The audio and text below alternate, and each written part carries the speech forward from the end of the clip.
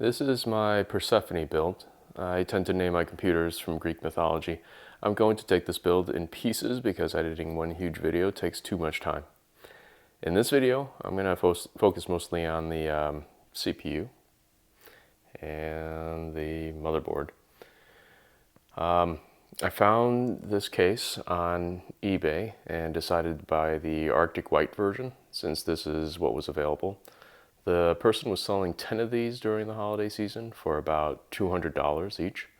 I have a shorts video where I go through all the major parts of the case and features that I thought were cool. I'll try to see if I can remember to link it to this video. I have actually the AMD 5600 and the 5800X 3D. Decided to start with the 5600 to benchmark since I have several coolers and wonder which would work best and for me.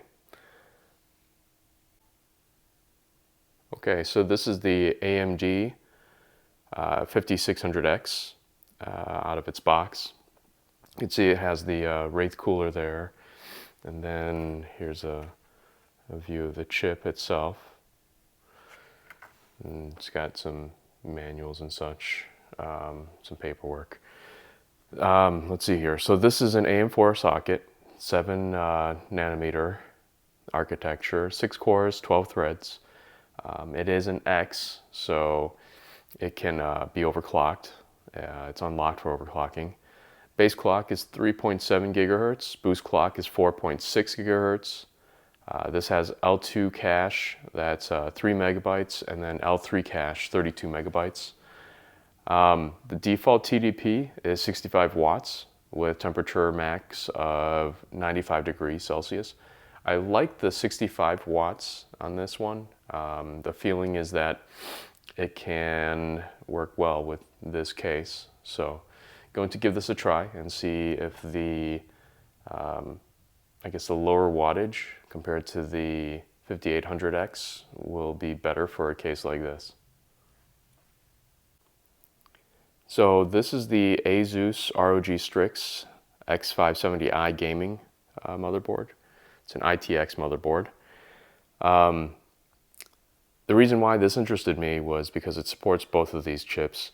It supports the AMD 5600X and the 5800X 3D.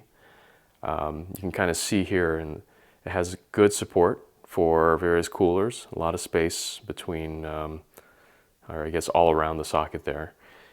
It has 2 slots for DDR4, 4800 megahertz, PCIe 4 X16 slot right at the bottom there. On the side here, let's see here, you can see it has an Intel gigabit Ethernet and Wi-Fi 6, 2 M.2 slots, so I believe one is supposed to be right here underneath this heatsink, and the other one is back here on the back of the motherboard. Also, this has this kind of nifty, neat, backplate. It's not covering the whole thing, but it's kind of nice. It's got a nice look to it. Probably not going to see much of that anyhow, though. Anyways, the other thing is that it has 8 plus 2 power stages, and then the other thing that interested me is to make sure that I get motherboards that have a USB-C slot or port, so that way I can transfer files quickly and such onto this computer. So that is it, and that's the there's the, I guess, the I/O plate right there, and then that's the motherboard again.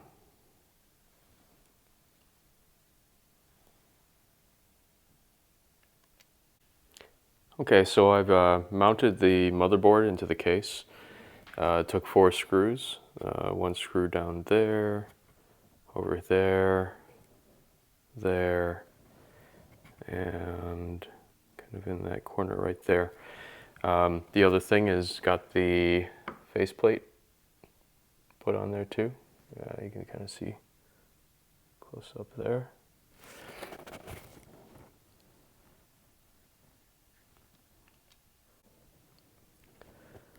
Okay, I'm going to put the socket in, the CPU into the socket.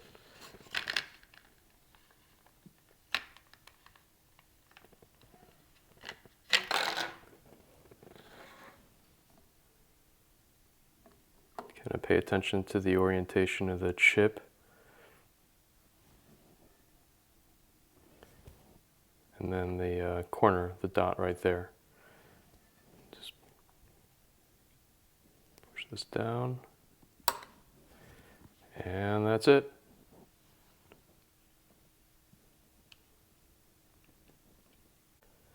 Okay, a little sneak peek.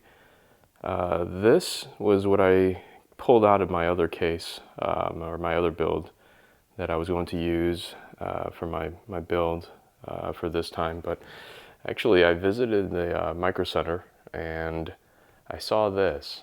Decided that this probably might be a better power supply to use, especially since it's a white power supply.